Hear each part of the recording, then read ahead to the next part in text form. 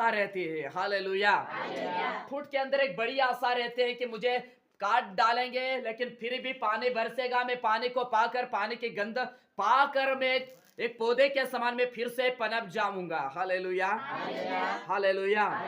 8 पद में लिखा, चाहे उसकी जड़ भूमि में पुरानी भी हो जाए। यहाँ पर लिखा कि चाहे उस ठूठ की पेड़ यदि ठूठ की जो जड़ें रहती है, उसकी जड़ें यदि पुरानी भी हो जाए, फिर भी उसके अंदर क्या रहते हैं? आशा रहती है। आशा रहती है कि मैं एक दिन पानी को पाकर, पानी की सुगंध पाकर एक दिन में पौधे के समान पनप जाऊंगा करके उस जड़ों के अंदर, उस ठूठ के अंदर एक बड़ी आशा रहती है। 9 पद में लिखा, तो भी वह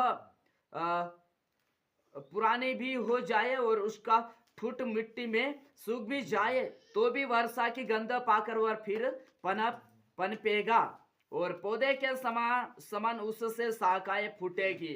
यहाँ पर लिखा कि पौधे के समान उस जड़ों के अंदर क्या फूट जाएगी?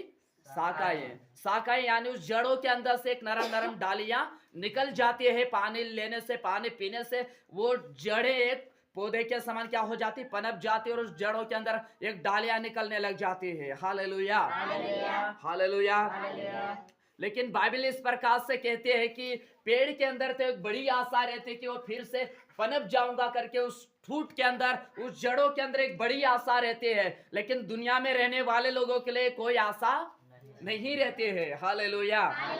दुनिया में रहने वाले लोगों के लिए कोई आशा नहीं रहती है, संसार के लोगों के लिए कोई आशा नहीं रहती है, लेकिन मसीह लोगों के लिए एक बड़ी आशा रहती है। क्योंकि मसीह लोग धरती के ऊपर वो काम करते हैं जो काम करने से मनुष्य जीवन पाते हैं, जो काम, जो आराधना, जो भक्ति, जो वचन लेने से मनुष्य मौत को नहीं प्राप्त करते, लेकिन मनुष्य जीवन को पाते हैं। हालेलुया। काय को पाते हैं? जीवन को पाते हैं। हालेलुया। आप लोग कामों को छोड़कर यहाँ पर आए, परिवार को छोड़कर आए, तो आप किसी मनुष्य की आराधना करने के लिए अपन यहाँ पर इकट्ठे नहीं होते हैं, लेकिन अपन उस खुदा की आराधना करते हैं जो पूरी धरती को, आकाश और मंडलों सबके ऊपर अधिकार रखता है, वो सबको चलाता। उस परमेश्वर की अपन क्या करते हैं? आराधना और उसकी अपन बड़ाई करते हैं। हालेलुया। हालेलुया।